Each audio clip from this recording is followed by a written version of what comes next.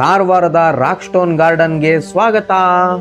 ಸ್ನೇಹಿತರೆ, ಎಲ್ಲರಿಗೂ ನಮಸ್ಕಾರ. ನಾವಿವತ್ತು ಬಂದಿದ್ದೀವಿ ಕಾರವಾರದ ರಾಕ್ ಸ್ಟೋನ್ ಗಾರ್ಡನ್ ನ ನೋಡೋಕಂತ. ಇದಕ್ಕೂ ಮುಂಚೆ ನಾವು ಉತ್ಸವ ರಾಕ್ ಗಾರ್ಡನ್ ಬಗ್ಗೆ ಮಾಡಿದಂತ ಟೂರ್ ನ ವಿಡಿಯೋ ಈ ನಮ್ಮ ಯೂಟ್ಯೂಬ್ ಚಾನೆಲ್ ನಲ್ಲಿ ಇದೆ. ಇದು ಅದೇ ತರಾನೇ, ಆದ್ರೆ ಕಾರವಾರದಲ್ಲಿರೋ ರಾಕ್ ಸ್ಟೋನ್ ಗಾರ್ಡನ್.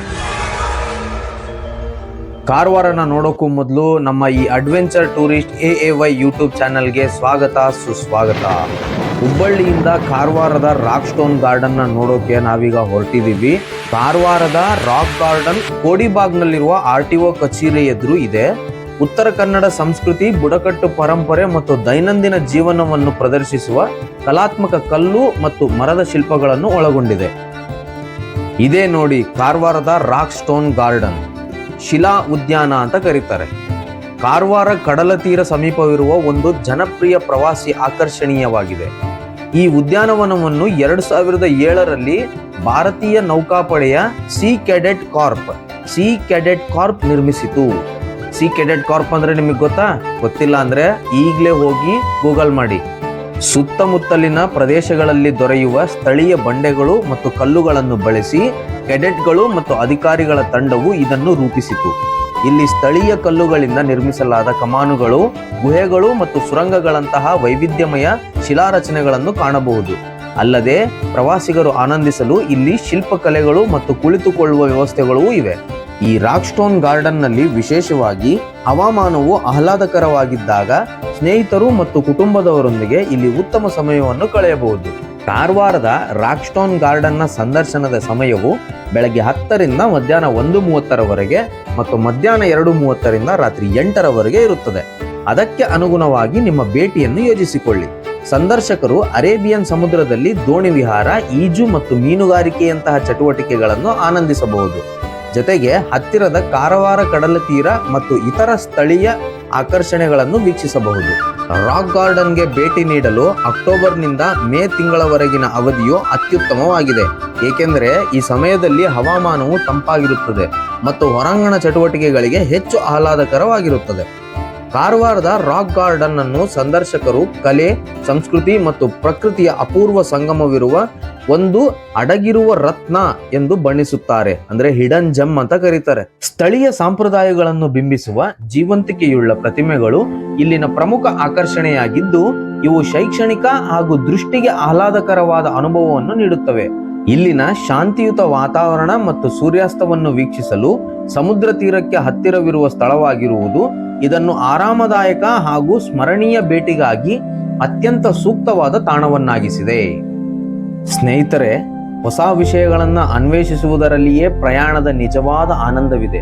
ಹಿಂದೆಂದೂ ಹೋಗಿರದ ಸ್ಥಳವೊಂದಕ್ಕೆ ಭೇಟಿ ನೀಡುವುದು ಹೊಸದನವನ್ನು ಕಂಡುಕೊಳ್ಳುವ ರೋಮಾಂಚನವನ್ನು, ನಿಮ್ಮ ಪ್ರಪಂಚದ ಪರದಿಯನ್ನು ವಿಸ್ತರಿಸುವ ಸಂತೋಷವನ್ನು ನೀಡುತ್ತದೆ. ಒಮ್ಮೆ ಎಲ್ಲಾದ್ರೂ ಹೊರಗಡೆ ಹೋಗಿ ಈ ರೀತಿಯಾಗಿ ಟ್ರೈ ಮಾಡ್ರಿ. ಹೊಸ ಸ್ಥಳವನ್ನು ತಲುಪಿದಾಗ ನಿಮ್ಮ ಅನ್ವೇಷಣೆಯ ಪಯಣವನ್ನು ಆರಂಭಿಸಲು ಕೆಲವು ಉತ್ತಮ ವಿಧಾನಗಳಿವೆ. ಈ ಹಂತಗಳನ್ನು ಅನುಸರಿಸಿ ಮತ್ತು ಜಗತ್ತನ್ನು ಹೊಸ ದೃಷ್ಟಿಕೋನದಿಂದ ನೋಡಿ. ಹಾಗೆಯೇ ಫುಡ್ ಟೂರ್, ಆಹಾರ ಸವಿಯುವ ಪ್ರವಾಸ. ಫುಡ್ ಟೂರ್ ಮೂಲಕ ಹೊಸ ನಗರವೊಂದನ್ನು ಅನ್ವೇಷಿಸಿ ಸ್ಥಳೀಯ ಖಾದ್ಯಗಳ ಬಗ್ಗೆ ತಿಳಿಸಲು ಮತ್ತು ಪ್ರವಾಸವನ್ನು ಆನಂದಿಸಲು ಇದು ಅತ್ಯಂತ ಸುಲಭವಾದ ಮಾರ್ಗವಾಗಿದೆ. ಎಲ್ಲಕ್ಕಿಂತ ಮುಖ್ಯವಾಗಿ ಇಲ್ಲಿ ಸಿಗುವ ಸಲಹೆಗಳು ಕೇವಲ ಪ್ರವಾಸಿಗರಿಗೆ ಸೀಮಿತವಾಗುವುದಿಲ್ಲ. ಕೆಲವೊಮ್ಮೆ ಅವು ಜೀವನ ಪೂರ್ತಿ ನೆನಪಿನಲ್ಲಿ ಉಳಿಯುವ ಪಾಠಗಳು ಆಗಿರಬಹುದು. ಸಾರ್ವಜನಿಕ ಸಾರಿಗೆಯನ್ನು ಬಳಸಿ. ಹೊಸ ನಗರದಲ್ಲಿದ್ದಾಗ ಕೇವಲ ಪ್ರವಾಸಿ ತಾಣಗಳ ಪಟ್ಟಿಯಲ್ಲಿರುವ ಸ್ಥಳಗಳಿಗೆ ನಡೆದುಕೊಂಡು ಹೋಗುವಾಗ ಕಾಣಸಿಗದಂತಹ ದೃಶ್ಯಗಳು ಮತ್ತು ಜನರನ್ನು ಸಾರ್ವಜನಿಕ ಸಾರಿಗೆಯಲ್ಲಿ ಪ್ರಯಾಣಿಸುವಾಗ ಮಾತ್ರ ನೀವು ಕಾಣಬಹುದು. ಇಲ್ಲದಿದ್ದರೆ ಅವುಗಳನ್ನು ನೋಡಲು ಅವಕಾಶ ನಿಮಗೆ ಸಿಗುವುದಿಲ್ಲ. ಸಾರ್ವಜನಿಕ ಸಾರಿಗೆಯನ್ನು ಬಳಸುವಾಗ ಸ್ಥಳೀಯ ನಿಯಮಗಳನ್ನು ಪಾಲಿಸಿ ಮತ್ತು ಸ್ಥಳೀಯ ಜನರ ನಡವಳಿಕೆಯನ್ನು ಗಮನಿಸಲು ಮರೆಯದಿರಿ. ಸ್ಥಳೀಯ ಹಬ್ಬ ಅಥವಾ ಉತ್ಸವವನ್ನು ಹುಡುಕಿ. ಪ್ರವಾಸಿಗರು ಸಾಮಾನ್ಯವಾಗಿ ಮಾಡುವ ಕೆಲಸಗಳಿಗಿಂತ ಭಿನ್ನವಾದದ್ದನ್ನು ಮಾಡಿ.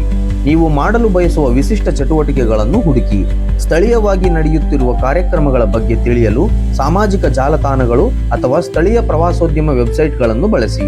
ಕಡಿಮೆ ಜನಪ್ರಿಯವಾದರೂ ಹೆಚ್ಚು ವಿಶಿಷ್ಟವಾದ ಅನುಭವಗಳನ್ನು ಪಡೆಯಲು ನೀವು ನಗರದ ಕೇಂದ್ರ ಭಾಗದಿಂದ ಹೊರಗೆ ಹೋಗಬೇಕಾಗಬಹುದು. ಇದನ್ನು ನೆನಪಿನಲ್ಲಿಡಿ.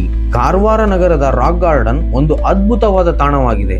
ಸುಂದರವಾಗಿ ವಿನ್ಯಾಸಗೊಳಿಸಲಾದ ಈ ಉದ್ಯಾನವನವು ಪ್ರಕೃತಿ ಮತ್ತು ಕಲೆಯ ಅಪೂರ್ವ ಸಂಗಮವಾಗಿದ್ದು, ಇಲ್ಲಿ ಆಕರ್ಷಕ ಶಿಲಾ ರಚನೆಗಳು, ವರ್ಣರಂಜಿತ ಹೂಗಳು ಮತ್ತು ಶಾಂತಿಯುತ ಜಲಧಾರೆಗಳನ್ನು ಕಾಣಬಹುದು. ಪ್ರಕೃತಿಯ ಸೌಂದರ್ಯವನ್ನು ಸವಿಯುತ್ತಾ ಮತ್ತು ಅದರ ಮಧುರ ಧ್ವನಿಗಳನ್ನು ಆಲಿಸುತ್ತಾ ನಾವು ಇಲ್ಲಿನ ಉದ್ಯಾನವನದಲ್ಲಿ ಆಹ್ಲಾದಕರವಾದ ಮಧ್ಯಾಹ್ನವನ್ನು ಕಳೆದಿದ್ದೇವೆ. ಸುಸಜ್ಜಿತ, ಸ್ವಚ್ಛ ಮತ್ತು ಶಾಂತಿಯುತವಾಗಿರುವ ಈ ಉದ್ಯಾನವನವು ಕುಟುಂಬದೊಂದಿಗೆ ಪಿಕ್ನಿಕ್ ಹೋಗಲು ಅಥವಾ ಏಕಾಂತದಲ್ಲಿ ಚಿಂತನೆ ನಡೆಸಲು ಅತ್ಯುತ್ತಮ ಸ್ಥಳವಾಗಿದೆ. ಶಾಂತ ಹಾಗೂ ಉಲ್ಲಾಸದಾಯಕ ಅನುಭವಕ್ಕಾಗಿ ಈ ರಾಕ್ ಗಾರ್ಡನ್ಗೆ ಭೇಟಿ ನೀಡಲು ನಾನು ಬಲವಾಗಿ ಶಿಫಾರಸು ಮಾಡುತ್ತೇನೆ. ಕಾರವಾರ ಪಟ್ಟಣವು ಕೇವಲ ವಿಶೇಷ ಪ್ರವಾಸಿ ಆಕರ್ಷಣೆಗಳನ್ನು ಹೊಂದಿದೆ. ಅವುಗಳಲ್ಲಿ ಒಂದು ಬೀಚ್ ಬಳಿಯ ರಾಕ್ ಗಾರ್ಡನ್. ಇದು ಕೆಲವು ದೊಡ್ಡ ಮರಗಳಿರುವ ಪ್ರದೇಶದಲ್ಲಿ ನೆಲೆಗೊಂಡಿದೆ. ಹೆಸರೇ ಸೂಚಿಸುವಂತೆ ಉದ್ಯಾನದಲ್ಲಿ ಕೆಲವು ಅಮೂರ್ತ ಶಿಲಾಶಿಲ್ಪಗಳಿವೆ.